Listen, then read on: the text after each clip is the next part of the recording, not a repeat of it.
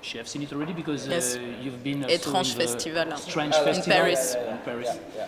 So, and but we don't want to talk about only this movie, especially because you did so many already. So I think it's more funny to talk about your complete career.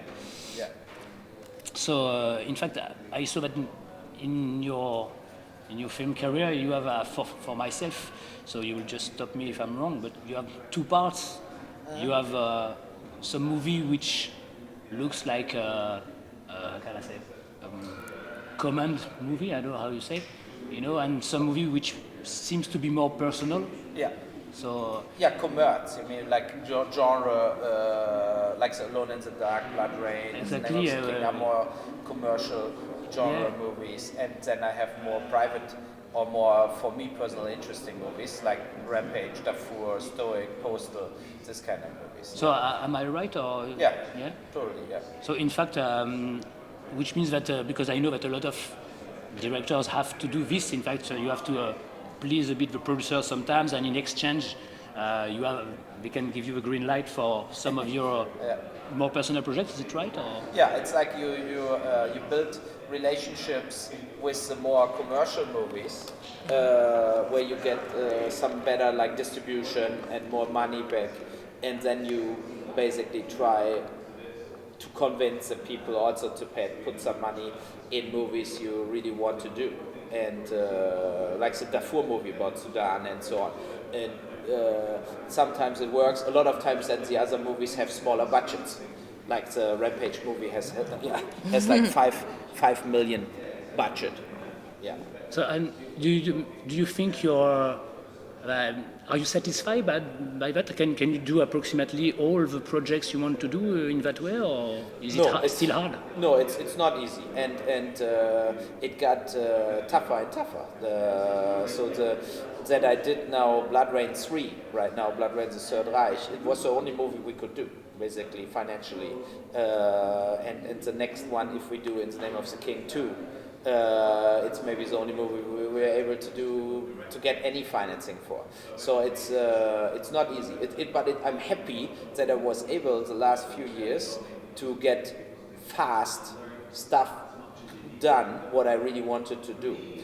Because I felt like it will be not easy in 5 years to do this. So I had to shoot 2 movies a year because I was on the run basically, because I felt like financing will get dry out. It will dry out, it will get worse to get any money out of anybody. And this is how it is right now. It's really tough to get financing, and especially with some more disturbing movies or harder movies. In Europe, you're not getting really subsidies for it. Like if you come with Rampage to German subsidies, they say this movie should be not allowed. It's like we don't support this. Yeah, especially because Rampage is a more personal project, and it's not a mainstream project. As you can say, it's maybe hard to sell after. Is it hard to distribute? Because I saw that, for example, even a movie like Postal, which is about a video game, but it's not distributed everywhere. And in so France, how I come? think we have a deal now in France. In Berlin, we made a deal for a French distributor for DVD. Yeah. So, but you're totally right. Like you make a movie like Blood Rain, it's easy to sell everywhere. And then you make Postal, and everybody, this we cannot do, this we cannot do. And Rampage has also the issue that it's cynical. It's cynical, it's violent, so some countries say we cannot do that. But in Germany, Benelux, in England, it's sold in a lot of countries, but a lot of money I get only when it sells good. So it's like no minimum guarantee. So it really depends now where they're getting it out. Yeah? And in Germany, I know that, for example, a lot of DVD bigger warehouses like the Walmart or whatever, they don't want this. They say no, it's too hard. We don't want it. Yeah, so you are limited in the shops and so on where you sell the DVD. So there will be automatically less revenues. for the movie. And TV is almost impossible to sell on a movie like this. Yeah, and now TV is very important to produce movie because most of the, I know in France it's the case, most of the producers, the biggest producers in France are TV channels in fact. Yeah. So if your movie is not possible to be screened on television, they don't want to put any money in it. Yeah. So is it the same in Germany, or because I saw that you work for both Canada, your producer are, you co-produce with many countries. Yeah. So is it the only way to sell a product, to have different Yeah, producers? it's like in Germany, for example, RTL television, they bought Far Cry, In the Name of the King, Blood Rain 1, Blood Rain 2, Alone in the Dark 1, Alone in the Dark 2, and nothing else. Like say, then I came with Stoic, I came with Poster, I came with Seed. No.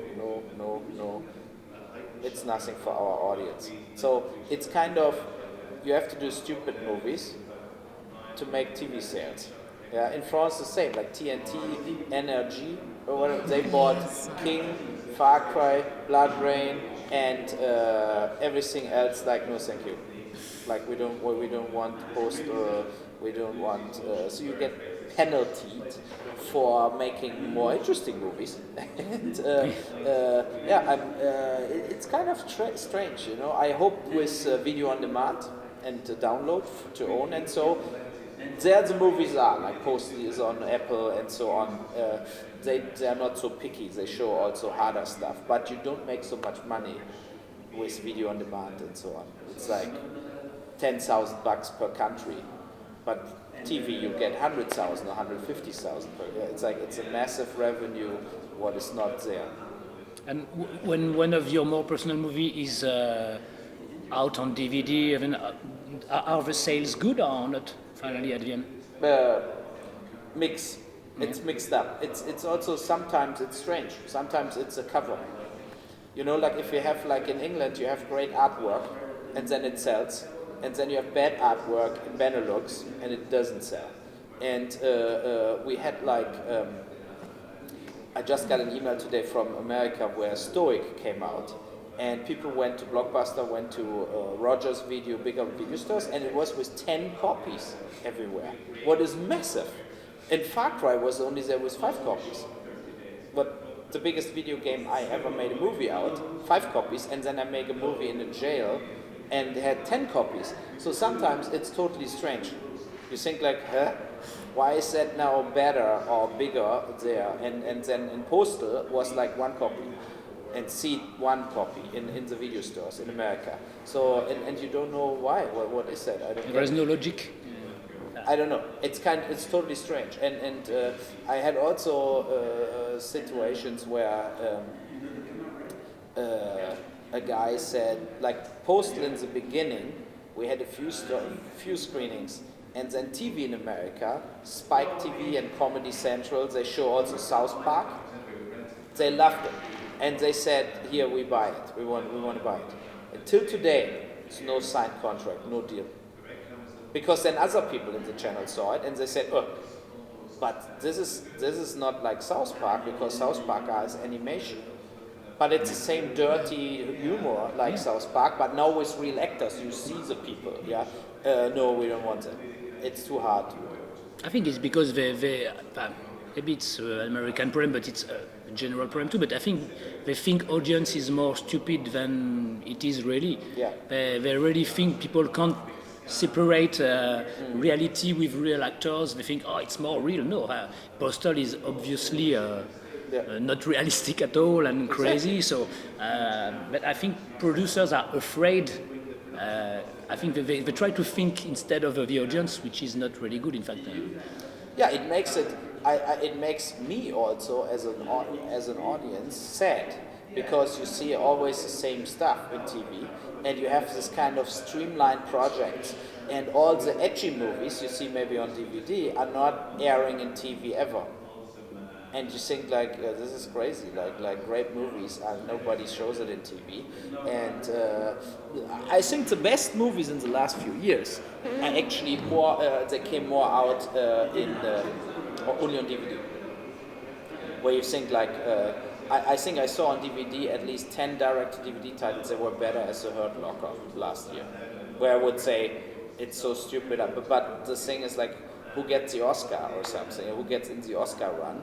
It's kind of sad to see that what gets presented to the big audience is also what gets presented in TV then. Like the studios getting every movie sold to TV because it gets a theatrical release in North America. And then TV, everywhere in Europe, they really want that product, even if it's shit. And then they show it in prime time, or where you think like, no, this movie was not good, but that because the studio released it in America on 2,500 screens, Canal Plus shows it, RTL shows it, or Berlusconi shows it in Italy, and there is no picking like of, okay, let's get more independent product but good movies for our TV channel.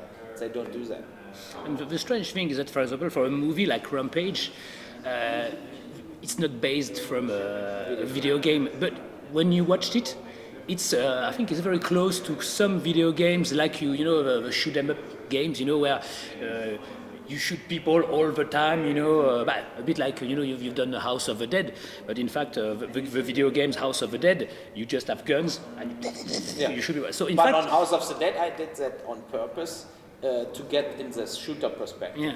Yeah. In Rampage, I never did it. We stay close to his face, but we don't have his POV. Where no, we are always over shoulder from him, because I didn't want it to go in the video game. That people say, look, it's like Grand Theft Auto. It's like a. I mean, it can appeal to the. it could appeal to the video game crowd, because when you watch it, you feel like. You're like sucked into it. Like, this is true. Yeah. Which never happens because it's almost. A 1 hour shooting movie. In fact, it never happens in movie. Usually, you don't have a character who shoot people for 1 hour. It doesn't exist. So, in fact, when you're really sucked into a movie, you know, and you it's kind of adrenaline shoot, and I think it could appeal to this audience too, even if it's not based on, and if it's have a more kind of realistic background somewhere, because of the stories we know in America where people shoot. So I think it's a bit stupid to try to put them apart in a way, because I think there is really an audience for that, and you just have to see the crowd, you know, in the movie theater yesterday. Everybody shout and they are really into it, you know, and I wanted to do the action in a way that people think like, oh fuck, like, so now this is like massive, and of course this is for me, it was clear that a lot of people that love violent movies will love Rampage, not because of that it's a satire or whatever, no, because of the action. And this is true what you say. They take the simple thing. It will happen that people say, I watched Max Payne, I watched Hitman, and I watched Rampage, and Rampage is actually a way better. It's way better action, like in a video game, but it is not a video game. So people will maybe say that from time to time. And I saw that you have some projects in the future, or maybe they are done already. I don't know, because but I know you're fond of boxing. And I saw there is a movie called Max Schmeling, which is about, is it from a real life boxer or what? So is it, can you talk about it a bit? Max Schmeling basically was the only German heavyweight champ till today. He boxed, it would be, Joe Louis was the guy in America who was undefeated, and during the Second World War, basically. So Hitler was already in power. And then Max Schmeling said, I box against Joe Louis. And everybody said, no, you're crazy. We don't want that the German guy loses against the black guy, whatever. But he boxed him, and he knocked him out in round 11. Or 12. It was a really good fight. And 130,000 people were in the stadium in New York. And then he came back to Germany, Hitler, everybody, you're my best friend, super good, Max Schmeling. And then he said, I'll give him a rematch. And everybody said, no, you're fucking crazy, forget it. Like, what is if you get knocked out in the rematch? It's a disaster for Germany, you should not do this. So Germany started to treat him like shit, basically, and didn't help him to train and everything. But he gave him the rematch, and he got knocked out in round 1. from Joe Louis. Now everybody said, stay in America, don't go back to Germany. Yeah, but he went back to Germany, and then Hitler dropped him to the front lines, to Greece. He had to jump out with a parachute out of an airplane, and he got wounded, and he survived.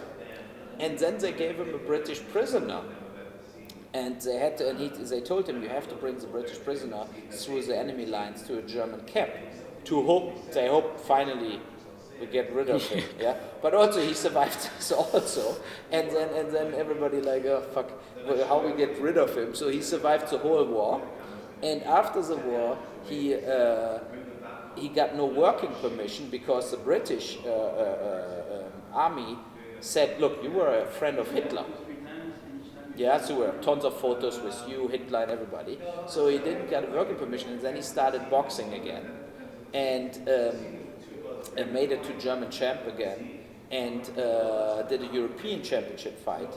And in round 10, he stopped and said, I don't want to get carried out of the ring. I want to walk out of the ring. So thank you for like over 20 years of supporting me.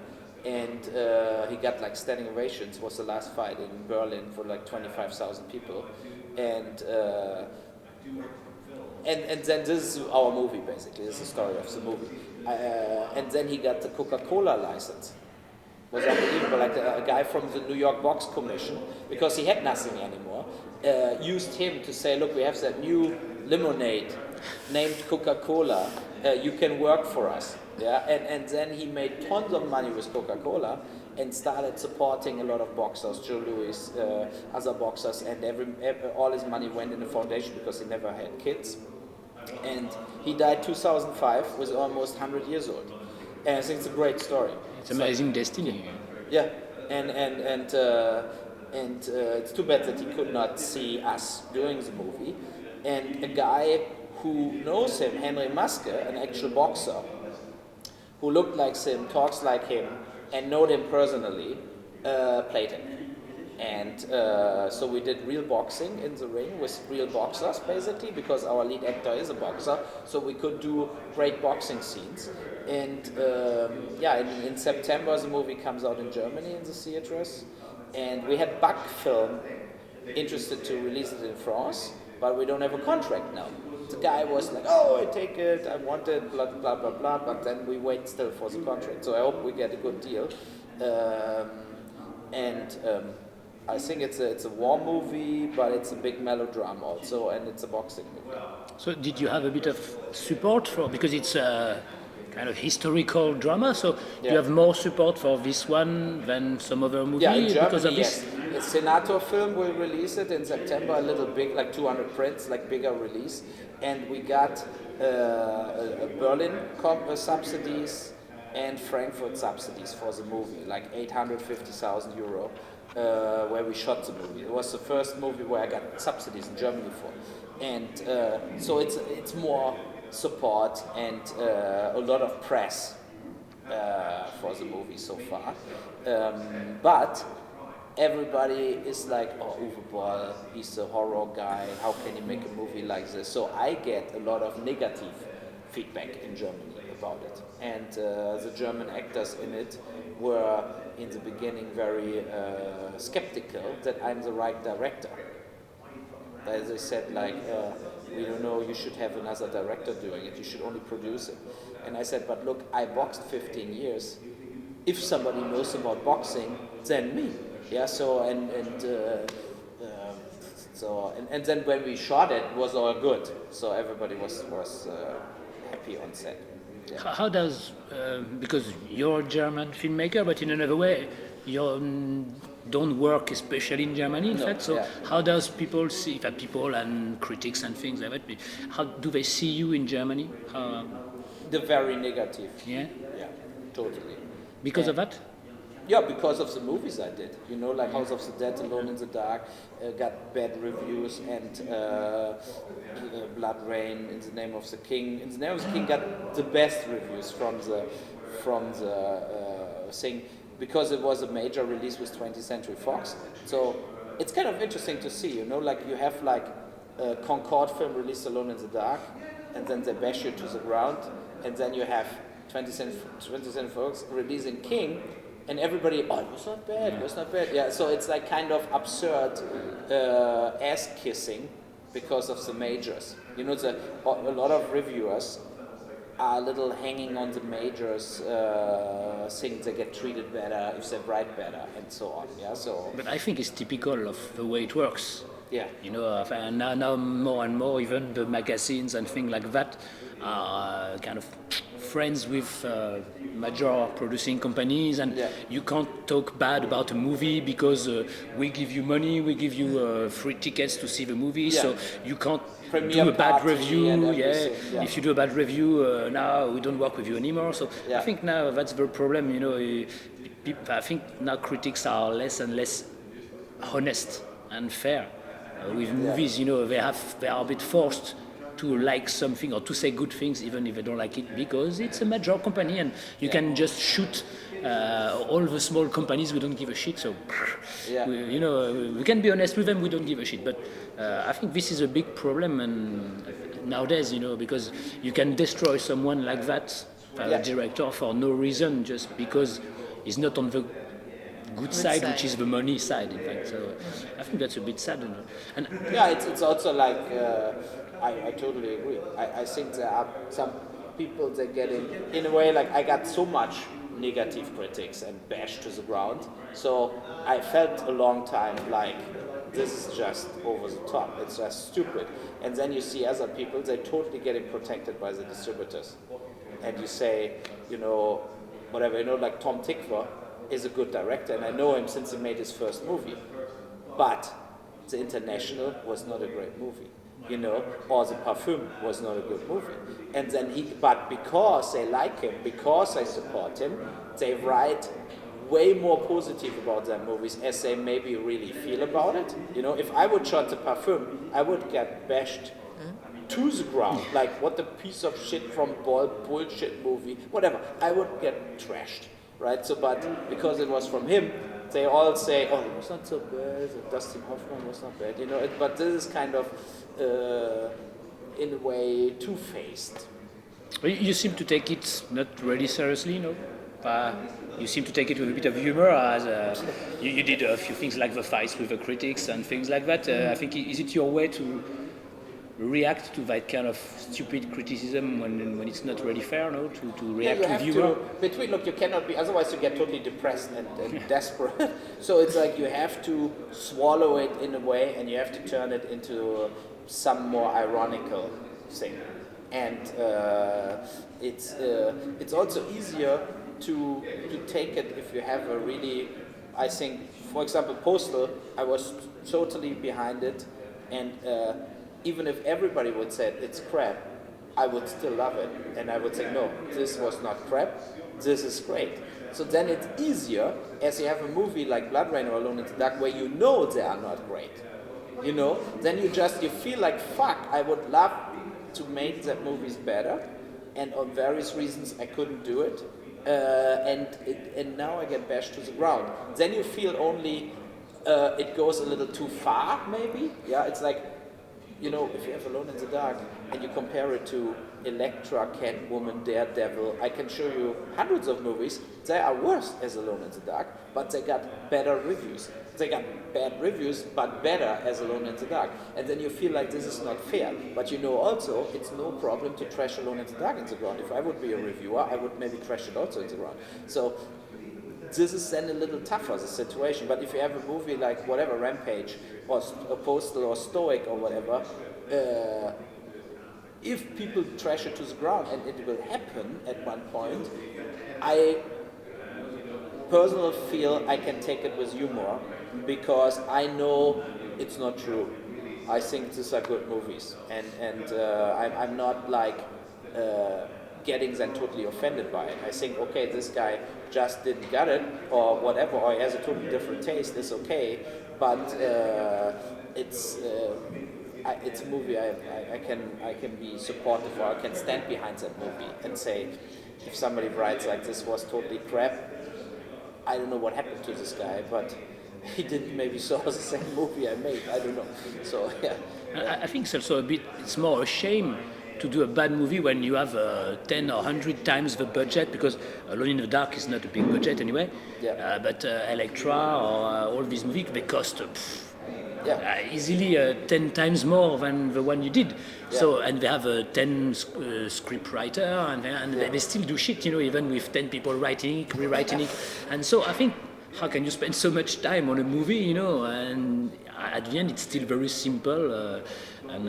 But have you got a bit of freedom when you do, for example, a movie about video game? Are you still a bit free to do what you want, or is it very, you know what I mean? You have this script, you have to do this. People behind you say no, don't do this, don't do No, that. not this, because I'm one of the producers always. It's like I always, in a way, on set, I can do what I want. Then later discussions starting in the editing and so on, and especially with violence or whatever. But it's like, for example, with Alone in the Dark, the thing that we worked with Tara Reid was a mistake. Yeah. But then when you're not a studio movie, you cannot replace an actress without having $1 million damage. Because it's not only her, like $400,000 or $500,000, it's also what you already shot. You need a new actress, you have to reshoot it, and then you have the budget is locked in, so you cannot do it. So you carry a bad actress through the whole movie, and you feel during the whole movie shooting, fuck, she will damage that movie. Yeah, and then whatever. If you're Jerry Bruckheimer, you would replace it. Yeah, I just read an interview with him today, and he said on Bad Boys they had no beginning. But he said, I shot the whole movie Bad Boys, and he said I shot the whole movie Bad Boys, not Michael Bay. So it's funny how Bruckheimer sees his position. And he said, and then I hired 10 different writers, and they wrote 10 different openings of the Bad Boys, and we picked the one what was tested best by a test reading audience, and we shot the opening 3 months later. And you think he would replace Tara Reid and would say, fuck it, Tara Reid out, shooting for $2.5 million the next actress. If she's not good, out, shooting for $2 million the next. This is how they work, right? But it's because they have unlimited budgets, and it's kind of I always like when journalists looking behind the financing also, because you get a lot of times, especially in America, you get treated like Alone in the Dark got treated like a Jerry Bruckheimer production. They have unlimited money, Boll is just an idiot, so they don't see the reality of movie shootings, and they don't care. Yeah, they say no, it's all Boll's fault to do it. Yeah, so and this is the thing, I think it's kind of a responsibility as a film critic to look also about the process, how the movie got financed and made. Yeah. I think it's exactly what we think with some of my friends on the site, is that you can't review a movie which is completely, for example, a small budget movie who have to be shot in 1 week. You can't compare it and review it exactly the same way than something would take years of pre-productions, 1,000 writers, and I think it's completely unfair. It's just not knowing what you're talking about, in fact. So it's just like if you have only two eggs and a bit of flour and a bit of water, and you have to do a cake, and the other one have 1,000 ingredients. You said, oh, this cake is much more better. Yeah, of course it is, but you had just 5 minutes to do your cake, and I think it's terrible because most of the critics, exactly what you said, they just take everything. For them, a movie is a movie. Right. And no, they are not exactly the same because they are not made the same. But this is the reason I criticized Michael Bay so much, right? So because I think he has for every movie $150, $200 million, and what he gets out of it is horrific. Yeah, so Transformers 2 is like a piece of shit. And then he says before, no, this time it's more character driven.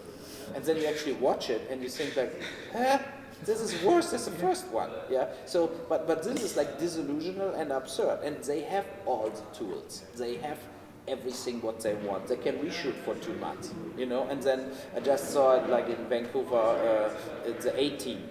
What they shot, and during the production, half of the people worked now on Blood Rain 3 also. They said this was the biggest bullshit they ever shot in their whole life. It's stupid. All the actors say it's stupid. And then they had like a huge problem with the second unit, because the second unit, the action unit, just didn't shot what the first unit shot. Like, so nothing fit together in the editing room. You know, and they said like, we don't care. And so they had to reshoot stuff, and they shot like 85 days in total. And then they shot another 10 days reshot, and they spent like $130 million on the 18, what was already a shitty TV show before. And you think like, this is like, with that amount of money, and then and I'm sure it will be shit, the movie. So how is that possible to deliver something like this after all that money is spent? Yeah, and then people like the director, they get the Brett Ratner, Rennie Harlin. I think they're all bad. I think they don't know what they do, right? Do you think they don't realize it, or? No, I think I don't know how that agents thing works. I think they have good agents, and so they're getting always the tentpole movies, right? So Bryan Singer, for example, started his career with a sensational movie, right? So, but I was on the X-Men set, because we shot Alone in the Dark in the Vancouver Film Studios. Here was our stage, there was their stage. And I saw him yelling with Halle Berry, flipping out, driving away from the set. And all our stunt people worked on both shows. And they said, like, Bryan Singer cannot shoot an action sequence. He has no clue what to do. So there's only the action director is doing all the action. But in a movie like Usual Suspects, it doesn't matter, because he's a good storyteller, and I think he's good with actors. But on X-Men, why they hire him then? If you have 80% of the movie is stupid action, like you don't need a great character thing, but what they want to do is, the studio system is then the following. Look, we get maybe some good reviews if we hire Bryan Singer, even if he has no fucking clue what to do. You know, like, but this is how they think. And then they go $25 million over budget, because they discuss that forever. And Bryan Singer is a guy who's not like shooting something where he's not saying to the action director, do whatever you want, you know, and I drink coffee. What would be better if he would do that? Yeah, but he's not doing this. So he basically tries to interfere and makes it all worse. And everybody said, no, but it's not working like this. Like, we cannot do this stunt like this. It will look like shit. Or if we do the green screen shot like this, it will cost like $10 million later to do that shot, yeah. And then they shoot it this way, and they spend all the money. And so in the studio system are so many mistakes. There is no control from the studio, and they piss so much money in the wind. And I think they're the most unclever producers are the studios, because they're just like, on the paper it's all great, and then they pour money into it, and then they pour more money into it, and then they try to fix it with P&A. Like, oh shit. This movie, we need not 40 million P&A to release it, we spent 80 million P&A. Like whatever, BC 10,000, Roland Emmerich, right? This is a movie, what I think it's one of the most shitty movies I ever saw in my whole life. And I think this movie would be, like you saw Apocalypta with Mel Gibson, super good movie, I loved that movie. And then like made for 20 million bucks. And then you have 200 million, BC 10,000. And it leaks in everything. It's stupid, yeah? And then you think like, the only reason that this ends up in the movie theaters is because they spent the 200 million. So if they would admit, this is a movie we better put direct to DVD because it's just crap, they would all be fired. Because then it would be like, are you crazy? A 200 million direct to DVD movie? No, now we do it this way. We spend 100 million to release it, so we have at least a big opening weekend, and then we blame the PR. You know, like we blame the advertising people. It was not us. Yeah, yeah, and those they survive their seats. Yeah, and I talked with a Fox like controller, and he's not at Fox anymore, and he said, like, they always had to come run numbers on projects, and before they shoot. And he said, in 9 from 10 movies that got greenlit, we said we will lose money. And then Jim Giannopoulos, like the CEO, like, shut the fuck up! bring me other numbers, we have to make it work. So they got basically like fake the numbers because we have to shoot some movies here, right? So it's totally absurd. So, but he said this is absurdity in the studio system, and then it's all about booking it from one cost sheet to the next one, so that it doesn't look like they just lost again money, but they don't want to admit it. Yeah, and then they make even deals between studios, like Warner Brothers buys then TV movie, like movies for TV for Warner Brothers, channels from the other major for like enormous money. And they do the other side. Fox buys then some Warner Brothers movies for enormous money, so they can book it out, and then it's never money flowing basically, but it looks like, oh look, we just got from Fox TV $20 million for our movie, so we are even, you know. But that they had to buy also the Warner Brothers movie for 20 million, it's crazy. Is there another interview after this? No, or? that's the last one. Ah, okay, very good. Perfect. So we have. It's up to you. Yeah. What time we have now? It's 5:30. Oh, okay. Yeah, or just tell us if you have something. No, we're going to do 5 or 10 more minutes. Yeah, And then, yes. no problem. Yeah. Yeah, so I think that's the bad thing, the sad thing, in fact, is that now, since a few years ago already, all the big budgets movie, which like catastrophe movie, even 2012, for example, which is a disaster in both ways. But I think the problem is that it could be interesting because in terms of special effects and things like that, well, it's well made, you know, they have enough budget to have decent special effects. But why the characters, the story and things are so bad? But the problem is that it seems like the audience now is used to have a bad story, bad character, and people seem not to care anymore. Even the people who knows about cinema, when you talk to them about 2012, for example, you say, yes, but it's stupid shit. And they say, well, it doesn't matter anyway, we have a good special effects. You know, is it not possible to have both? You know, but I think I like Cleopatra. I think the audience got more stupid. Yeah, I think the kids are just watching any piece of shit and even are excited about it. Like where you think, like where I watched Transformers 2, there was a big crowd, and I think more as half of the 15 years old kids really liked it. And I felt like, what happened to the brain of everybody? Like, are they not recognizing it that where we were young, there was E.T., you know, or Star Wars, or Jaws, or whatever. I had the feeling the temple movies were better. You know, like Indiana Jones 1 was good. Indiana Jones 4 was an insult to humans. But you just think like, are these guys completely out of their fucking minds? Like what happened to Lucas and Spielberg to deliver a movie like this? Like this is like ridiculous, you know, but I don't think the audience is getting it.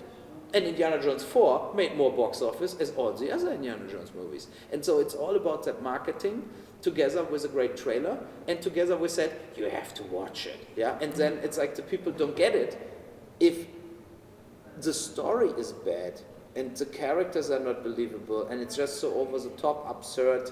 I think also like people, for me a good example is the Transformers stuff. Because Transformers 2, all the characters are so much bigger than life in a stupid way. You know? You have like the super hot Megan Fox, who would never go with a fucking loser like Shia LaBeouf in anything. But it doesn't matter, because he appears also as a super brain, in a way, and of course sportive and intelligent, but normal, solid family, to approach the whole families in North America, to show that it's all possible. You can have a middle-class family, but you have your super robot in the garage, and you're a super brain, and everything. Like, they really structure that movies in a way, like, we will get everybody. Yeah, so, and this is, it's annoying. You know, it's the reason I said yesterday about Scorsese, like Shutter Island, you know, at least he's not delivering like Shutter Island is not Raging Bull or Taxi Driver. Also, Scorsese got worse as he started, you know, and Departure, where he got the Oscar for, was by far not his best movie. Yeah. So I think Cape Fear was better as Departure. Yeah. So and Cape Fear was also better as Shutter Island. But Shutter Island, compare to the 2012, to the Transformers, to the Harry Potters or whatever, is good. Yes, you know, like I'm happy to get a movie like this from time to time to say, okay, this was now something you could follow for 110 minutes and you were not like insulted. Like, why I spend 110 minutes again with like crazy bullshit? Yeah. So and this is why I think why I felt like at least we got some decent entertaining here. But we didn't like very much Shutter Island too, because I think now you have to be satisfied with a kind of middle class project. I know, Totally, and you think, well, that's not so bad, but it's Martin Scorsese. You know, he's done so many better things before. You know, in the beginning you have very. How can I say? You know, the shots who doesn't go well together, a lot of editing problems. I think. In that kind of movie, it's a bit a shame, you know what I mean? You have for example, where Leonardo DiCaprio is on the edge of. Where he climbs up some walls. You can see it's not him at all. You have a lot of problems in that film, but he would never climb up and down that wall. Yeah, anyway, to find the dead body. Or there are very, but that it's all illusionally in the end. Yeah. If from the end a lot of stuff makes sense, that it was just not true. Maybe he never climbed down, and that he was with the scientist in the cave, where Ben Kingsley said the scientist is not there, so he was never even there. He was never alone in the cave talking with himself. He never climbed up and down, maybe. Yeah. So then it's also, for example, the music in the beginning is way too dramatic, but in the end it makes sense that it was so dangerous music, and so on. I still think it's 10 times better to watch this as whatever Travel to the Center of the Earth with Brendan Fraser, you know, and whatever, or the Fast and the Furious movie, and this is the thing. But I think we settle for so much less now that it's just like almost what is cinema?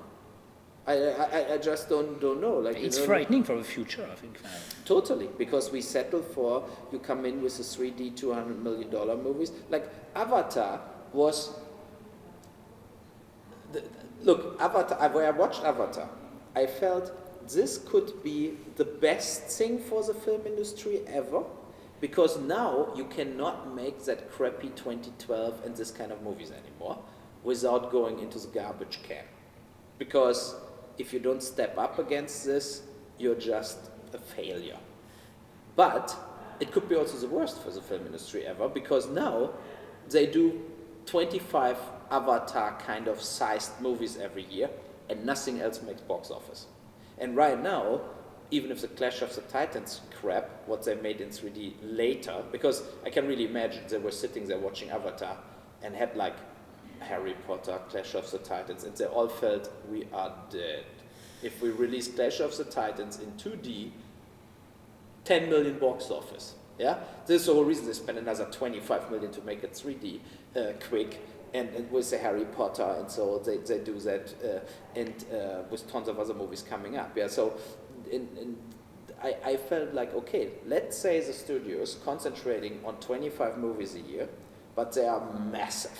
Then there's more space for the independent movies again in the theaters, because what they should play, they cannot play only Clash of the Titans on 20 screens. So this was my hope for independent movies, that there is maybe a little more quality coming. But I'm not so optimistic anymore. And the theaters are only multiplexes, so in fact in the theaters now they play only big budget movies. So if you do an independent movie, you have almost no chances to be screened, because they all work together, the theaters and the big producer. So in a way, you will not be seen on the theater, so the only way is the DVD. Yeah. And I think the 3D is also a way to hide some a lack of script or thing like that, because you are amazed by the 3D. It's kind of gimmick, so wow, it's Totally. beautiful, Yeah. and you don't think, oh, is it a good story? No, Yeah. because you don't care. In fact, Yeah. well, it's 3 dimensions. Yeah, Is but it- this is the thing. The problem was the thing is I think Avatar was so overwhelming for tons of people because the technical value of how he made it was so big that you didn't pay any attention to the story. But let's say it's not turning now into good 3D movies with good story. Let's say it just stays on that surface. Then it's the worst thing whatever happens to movies because this is the next step to brainwashing. That you just watch like, oh, great, another krake or whatever, like the dinosaur, Tyrannosaurus, like Jurassic Park in 3D, in bigger, comes up, whatever, like this kind of stuff. And I think that this is the real threat we're facing, is that they all settle for the most stupid story because they cannot follow up any intelligent movie anymore. That they just think, no, this is too complicated. Nobody will understand that. Or, oh, this is like political. No, forget it. We don't want this. Yeah, and I think what I said, like if you see careers like Al Pacino, Robert De Niro, it's kind of so shocking to see. Like sometimes I feel like maybe they do that shitty movies now because they just don't get any other offers. You know, like that they say you do 88 minutes, you get 10 million bucks, or you do nothing, because they don't offer you in Clash of the Titans the part.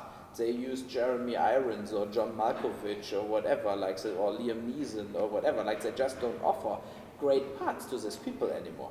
Yeah, so maybe this is the reason they do the shitty movies. Yeah, but then you feel like a guy like Al Pacino or Robert De Niro, they make these movies happening. Like there would be no 88 minutes with Michael Paré. It's only there because they have an A-list star doing it. Yeah, because then they can do the pre-sales and everybody buys the movie. So I think they have a responsibility to fix the script. To say, I do a thriller where I play an inspector together with Robert De Niro, but not this. We did Heat. This was a good movie. Now we want Righteous to Kill being a good movie, so you work on the script till it's good, then Robert De Niro and me playing the movie. And they just don't do that. They gave up. They just deliver, and because my production partner in Canada did 88 minutes, and he did Wicker Man, like Bright Like Pictures, right? And I was there, and I saw Al Pacino, and they just deliver. It's just like, they give a shit. It's like 10 million bucks. Because otherwise, I think now movies will become a bit like a ghost train, you know, with sensation, but with no story really, no things. It's like that, just like in a fair, you know, you're in a ghost train, wow, wow, wow, and then 1 hour and a half. If you saw 88 minutes, the movie? It's with Lily kind of Sobieski. shooting a snuff movie, I think. No, it's this not- was the other one. This was also horrific. No, 88 minutes is, Al Pacino is like he's doing abductions, like dead bodies, like checking out like criminal stuff. And so it's a serial murder movie, right? So and Lily Sobieski in the end is a serial murder. And she kidnaps another girl, but the point is, I've seen it, I think. yeah, when they're in that library in the end, whatever, and Lily Sobieski pulled up the body free hanging of the kidnapping girl in Al Pacino. So how can they do that? Like she would never be able to do that physically, to put that rig on, to put the body on the rig, to prepare it all. So why nobody steps up in that moment? And this was written in the script exactly how it was shot. Why nobody in the read-through where they discuss a movie like this, how she should do this? It's not physically possible. Yeah, and Lily Sobieski is a love affair of a guy who is in the death cell, right? And you can call him on his cell phone the whole fucking movie. You think like he's a prisoner in the jail. He would not have a telephone connection to Lily Sobieski or to Al Pacino the whole time. It's completely bullshit. We cannot do it. We have to find another twist or a better story. But they don't care. They take the money. So and now you have this section like that independent movies. In earlier days they did French Connection or movies like whatever with the social impact. And now you have these movies are bad. This is a problem. It's like also the $15, $20 million movies are a lot of times not good. And then you have the tentpole movies that are not good. And And the independent movies with, let's say Rampage, I think let's say you would have Shia LaBeouf doing Rampage. You would have way more attention for the movie. But the agent or manager, before he would do the Rampage movie, even maybe Shia LaBeouf would like it to do a movie like Rampage, but he would never get that project on his desk because they filter it all out for him. They would say, look, you cannot do this. It ruins your career at Disney. They never hire you. Blah, blah, blah, blah, blah. So nobody is doing the real edgy movies because nobody wants to get out of that system. So every edgy movie they do is in a way very conservative or very, let's say, not really, really edgy. You know, this is the problem. It's you not get what you should get. It's kind of crazy, but look at Tom Cruise productions, Lamb thing with Meryl Streep, it's a political movie about the Iraq War with Robert Redford. It was horrific. It was one of the worst movies I ever saw. It's like where the two school kids go to Afghanistan in the war because they believe in America, and it's actually, there is not a twist like how senseless the war is. It's actually like they are great heroes because they did it. And you look at that movie and you think like, what happened to Robert Redford? Like that he makes a movie now like this, where he plays a college professor, yeah. And you think like Meryl Streep, like why they did that? Because nothing else in that system on that level gets into the front of the Meryl Streep agent. Or you have no choice, maybe. Yeah, this is what they think. This is the most critical movie about Afghanistan, what was ever planned. But because they didn't saw maybe the 20 good scripts, because they came from outsiders about the Afghanistan war, and this is what the biggest problem is. They just like holding on to crap. Yeah. Maybe we have to stop. Maybe. I don't know. But I go to the main city, to the main hall now.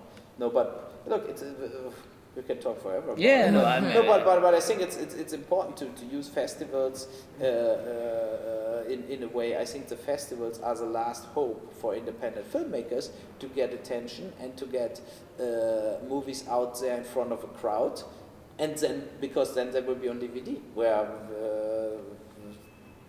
then it's like an individual experience and not sitting in a crowd. Yeah, and I remember the first movie I did, German friend movie. We had 8 prints. We traveled in Germany from cinema to cinema, but we got trailered. We got slots. We got cinemas in Berlin, in Munich, in Hamburg with a 60,000 marks independent produced movie. Like now, you don't even get a cinema for Rampage. You know, like it's like the whole system is a disaster. And if you talk to the exhibitors, they all say, no, we need independent movies. We believe in independent movies. But then you go in the multiplex and you see from 3 movies a trailer. Like in all the movies they play, it's the same trailers. You know, it's not like, let's play that trailer from Darfur in front of Clash of the Titans so that we get more people into the Darfur movie later. Forget it. It's not getting played at all. No, they use the next DreamWorks productions, the next the next 3D Ice Age or whatever, this trailers or whatever running in front of every single movie they play. And it's sad because usually you see that in cinema, in fact, all the new waves, all the new things come most of the time from independent or underground films. You know what I mean? And then it becomes a fashion. But usually it's when a small films, an outsider that nobody expects, do suddenly make some money, you know, suddenly all the big producers, oh yeah, well, why it's how do they do that with nothing, and then they try to copy it. So if you erase them completely, you know, nothing will emerge or come out of it, because they will continue to do the same thing again and again, same routine. And when you go to the cinema, it's nice to be sometimes shocked, sometimes surprised, and it doesn't happen anymore. In fact, so it's sad. It's like this is what I agree. I watch movies and 10 minutes